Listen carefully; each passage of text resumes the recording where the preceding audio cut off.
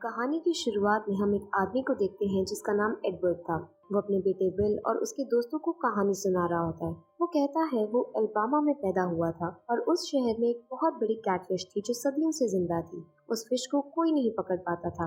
Edward कहता है कि जिस दिन विल पैदा हुआ था उस दिन उसने वो फिश पकड़ ली थी। उसने अपनी शादी की अंगूठी का चारा बनाया था और उस फिश को पकड़ने के लिए। एडवर्ड विल को इसी तरह की कहानियां सुनाता रहता। वक्त बीतता है और अब विल बड़ा हो चुका है। उसकी शादी होने वाली है। एडवर्ड अब वैसी ही कहानियां सुनाता है। विल अब एडवर्ड की किसी भी कहानी पर भरोसा नहीं करता। उसे लगता है कि वो सब कुछ झूठ है। उसके डैड किसी को कहानी सुना रहे होते हैं तो विल को बहुत गुस्सा आता है। उसे बच्चों की कहानी लगती है। विल अपनी शादी के बाद काम के सिलसिले से बाहर रहने चला जाता है। 3 साल बीत जाते हैं लेकिन विल अपने डैड से मिलने नहीं आता क्योंकि वो उनसे नाराज था। विल को पता चलता है कि उनके डैड की तबीयत खराब है और उन्होंने दवा लेने से मना कर दिया है। विल अब अपनी प्रेग्नेंट पत्नी के साथ अल्बामा जाता है अपने डैड को देखने के लिए। रास्ते पर विल अपने पिता की बताई कहानी सोच रहा था। उसके पिता ने उसे कहा था कि जब वो छोटे थे तो अल्बामा में एक ऐसा घर था जहाँ एक विच रहती थी। उस विच की एक आंख थी। उस विच की आंख में देखने से हमें पता चलता था कि हमारी मौत कैसे होगी। एडवर्ड और उसके दोस्तों ने उस विच की आंख में अपनी मौत को देखा था। उनके सारे दोस्त अपनी मौत देखकर डर जाते हैं लेकिन एडवर्ड को अपनी मौत को देखकर खुशी होती है। अब विल अल्बामा पहुंच जाता है और अपने डैड एडवर्ड से मिलता है। विल अपने डैड को दवा लेने के लिए कहता है लेकिन एडवर्ड दवा लेने से मना कर देता है और कहता है कि उसे पता है कि उसकी मौत कैसे होगी। उसने अपनी मौत को विच की आंखों में देखा था और इसलिए उसे दवा की जरूरत नहीं है।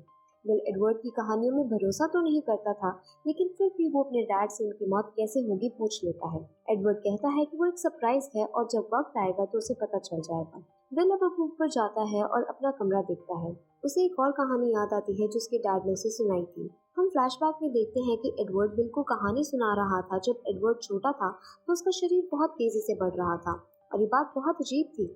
एक बार एडवर्ड ने एक आर्टिकल पढ़ा जिसमें लिखा था कि अगर हम एक फिश को छोटी सी जगह में रखेंगे तो फिश का साइज उस जगह के हिसाब से छोटा ही रहेगा, लेकिन अगर हम फिश को किसी बड़ी जगह पर छोड़ देंगे जैसे कि समंदर तो वह एक विशाल रूप ले लेती है।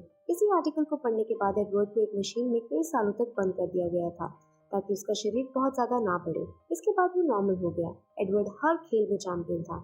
उसको कोई भी नहीं हरा पाता था। वो शहर का सबसे ताकतवर आदमी था। एक बार शहर में एक विशाल जायंट आ जाता है और शहर में तबाही मचा देता है। हर कोई उससे परेशान हो जाता है। शहर के मेयर भी उस जायंट से बहुत परेशान हो जाते हैं। किसी की हिम्मत नहीं थी कि वो जायंट के सामने आए। इसके बाद एडवर्ड उसके सामने जाता है और जब वो जायंट बाहर आता है तो एडवर्ड उसे देखकर चौंक जाता है क्योंकि वो जायंट बहुत बड़ा था। एडवर्ड जायंट से कहता है कि वो उसे खा सकता है लेकिन जायंट उसे खाने से मना कर देता है। एडवर्ड जायंट से कहता है कि उसे शहर को छोड़कर चले जाना चाहिए क्योंकि ये शहर जायंट के लिए बहुत छोटा है। जायंट एडवर्ड से पूछता है कि क्या उसे वो भगाना चाहता है। एडवर्ड कहता है कि ऐसा नहीं है, वो खुद भी इस शहर को छोड़कर जाना चाहता है क्योंकि उसके लिए भी ये शहर बहुत छोटा है।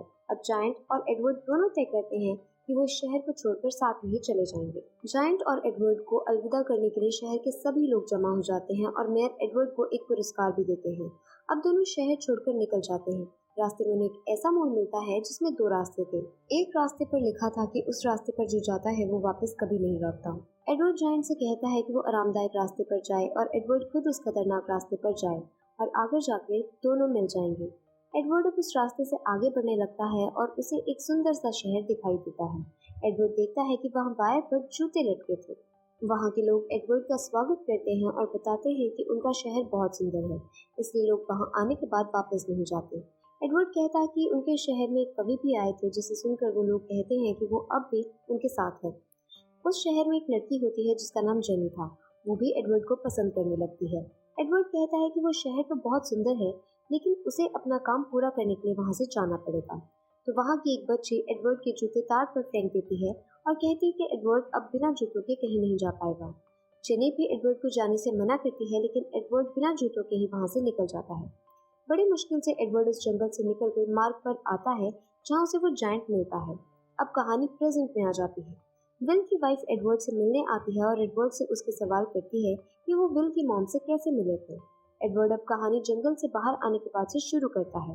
एडवर्ड बताता है कि वो जायंट के साथ आगे बढ़ता है। आगे जाकर उन्हें एक सर्कस दिखता है। एडवर्ड सर्कस देखने के लिए अकेला जाता है। सर्कस में जाकर कहता है कि उन्हें वो लोगों को एक बहुत बड़ा आदमी दिखाने वाला है जो खाने वाला है, लेकिन वो आदमी जायंट जितना बड़ा नहीं होता। जब एडवर्ड जायंट को अंदर बुलाता है उसे देखकर लोग बहुत खुश होते हैं। सर्कस में एक लड़की भी आई होती है जिसका नाम सैंड्रा था। सैंड्रा को देखते ही एडवर्ड को प्यार हो जाता है, लेकिन सैंड्रा वहाँ से चली गई थी। सर्कस का मालिक कहता है कि अगर एडवर्ड बिना सैलरी के उसके सर्कस में काम करेगा तो वो सैंड्रा का पता उसे बताएगा। 3 साल तक एडवर्ड उसी सर्कस में काम करता रहा और उसके बाद उसे सैंड्रा का पता मिलता है। अब एडवर्ड सैंड्रा के पास जाता है और कहता है कि वो सैंड्रा से पिछले 3 साल से प्यार करता है। सैंड्रा बताती है कि उसकी एंगेजमेंट हो चुकी है, लेकिन एडवर्ड हार नहीं मानता और सैंड्रा को पटाने की कोशिश करता रहता है। एक दिन एडवर्ड सैंड्रा के घर के बाहर बहुत सारे डैफोडिल्स लगा देता है जो सैंड्रा को बहुत पसंद आते हैं। तभी वहाँ डॉन आ जाता है और एडवर्ड को मारने लगते हैं, जिसे देखकर सैंड्रा अपनी एंगेजमेंट तोड़ देती है। अब डॉन टेंशन में वॉशरूम जाता है और वहाँ पर उसकी मौत हो जाती है। डॉन ने बचपन में अपनी मौत विच की आंखों में ऐसे ही देखी थी। अब एडवर्ड को एक सरकारी कार्यालय से पत्र आता है जिसमें उन्हें वॉर में जाना होता है। वो उत्तर कोरिया जाकर एक डॉक्यूमेंट बड़ी आसानी से ले आते हैं। आने के बाद वो सैंड्रा से शादी कर लेते हैं। कहानी यहीं खत्म हो जाती है। अब विल की बीवी विल से कहती है कि उसने कभी नहीं बताया कि उसके डैड ने वॉर में हिस्सा लिया था। विल कहता है कि वो सब कहानियां हैं। वो कहता है कि उसे अपने डैड के बारे में ज्यादा कुछ पता ही नहीं है। उसकी बीवी बोलती है कि विल को अपने डैड से बात करनी चाहिए। विल अब अपने डैड के पास जाता है और पूछता है कि वो अपने बारे में सच बताए उससे, लेकिन एडवर्ड कहता है कि वो सारी कहानियां सच हैं। विल अब गुस्से से बाहर चला जाता है। विल अब स्विमिंग पूल साफ करने जाता है और तभी पानी में हलचल होती है, जिससे उसे लगता है कि पूल में कोई मछली है। अब विल की माँ उसे एडवर्ड के स्टोर रूम में ले जाती है जहाँ इंसान को फिट करने के लिए एक मशीन थी, और उसकी माँ एक पत्र भी दिखाती है जिसके डैड ने उन्हें वॉर के समय लिखा। विल अब अपनी माँ से सच पूछता है। उसकी माँ कहती है कि उसके डैड की कहानियों में सब कुछ झूठ नहीं था। विल एक पेपर देखता है जिसमें उसके डैड के नाम से एक ट्रस्ट था। अब विल अपने डैड को सच जानने के लिए उस शहर में जाता है जिसके बारे में उसके डैड कहानियां सुनाते थे। वहाँ एक लड़की मिलती है जिससे विल पूछता है कि क्या उसे डैड का उसके साथ अफेयर था। वो लड़की बताती है कि ये बात उसने अपने डैड से क्यों नहीं पूछी। विल कहता है कि उसके डैड हमेशा से ही झूठी कहानियां सुनाते थे। वो लड़की असलियत में जेनी थी। वो कहती है कि विल के डैड यानी एडवर्ड एक सेल्समैन थे। वो अक्सर उस शहर में आते थे क्योंकि वो उनके रूप में पड़ता था। वहाँ से सभी लोग एडवर्ड को जानते थे। एक बार वहाँ बहुत जोर का तूफान आया जिसकी वजह से पूरा शहर बर्बाद हो गया। लोगों के घर की बोली लगने लगी, लेकिन एडवर्ड ने अपने दोस्त के साथ मिलकर पूरा शहर खरीद लिया था। जिसका जो घर था उसको वो दिया। जेनी कहती है कि वो एडवर्ड को बहुत पसंद करती थी, लेकिन उसके डैड सैंड्रा से प्यार करते थे और वो वापस कभी नहीं आए। वो कहती है कि उसे बचपन से लगता था कि वो बड़े होने के बाद विच बन जाएगी। विल कहता है कि वो विच नहीं हो सकती क्योंकि कहानियों में विच उसके डैड से बड़े थे।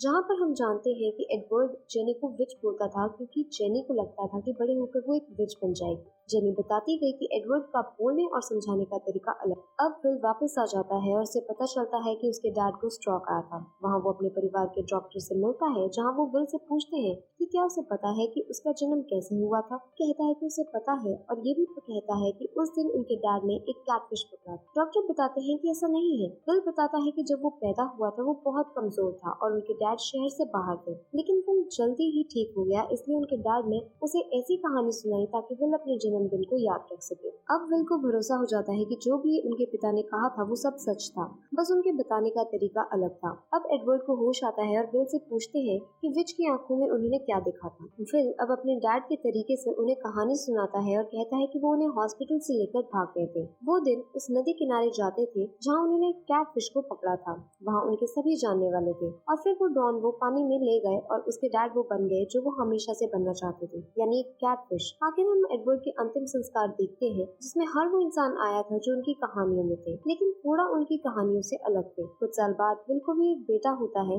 जिसे वो अपने डैड की तरह ही कहानियां सुनाता है। और इसी के साथ ये मूवी यहाँ पर खत्म